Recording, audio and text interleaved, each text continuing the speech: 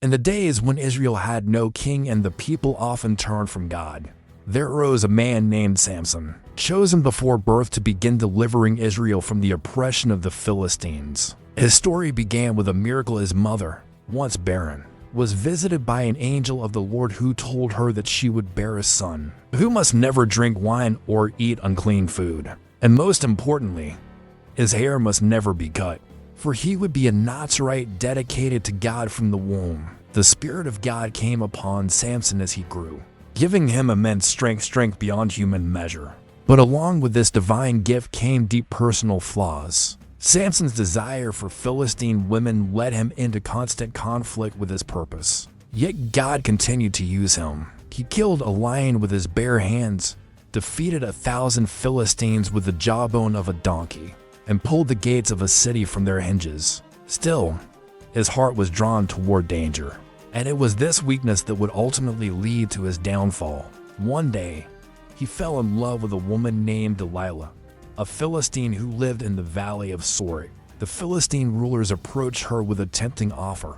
They would each pay her silver if she could discover the secret of Samson's great strength. Driven by greed, Delilah agreed. She coaxed and pleaded with Samson, asking him again and again where his strength came from. 3 times he deceived her, giving false answers, bindings of fresh bowstrings, new ropes, and weaving his hair into a loom. But each time she tested him, and each time he broke free effortlessly.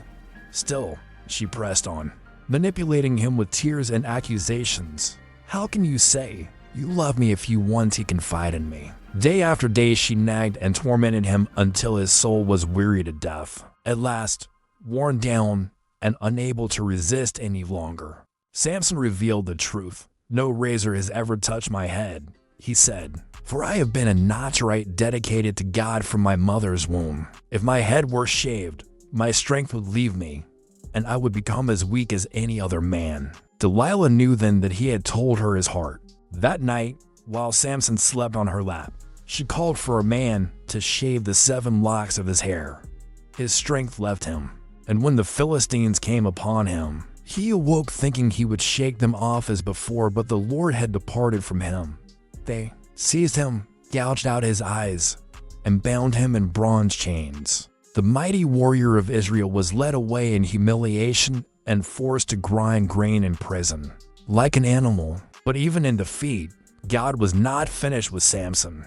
As he toiled in the darkness, his hair began to grow again, a quiet sign that God's purpose still stirred within him. Meanwhile, the Philistine lords gathered in the temple of their god Dagon to celebrate their triumph over Samson, with thousands in attendance, including all their rulers. They brought Samson out to entertain them, mocking the fallen judge of Israel, blind and weak.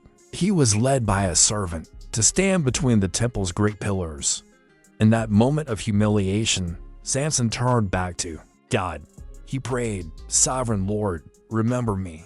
Please, God, strengthen me just once more, and let me with one blow get revenge on the Philistines for my 2 eyes." Placing his hands on the pillars that held up the temple, he cried out, "Let me die with the Philistines." Then, with all his might, he pushed, and the temple collapsed upon the rulers and the people within. In his death, Samson killed more Philistines than he had in his entire life. His family came and took his body, burying him in the tomb of his father Manoah.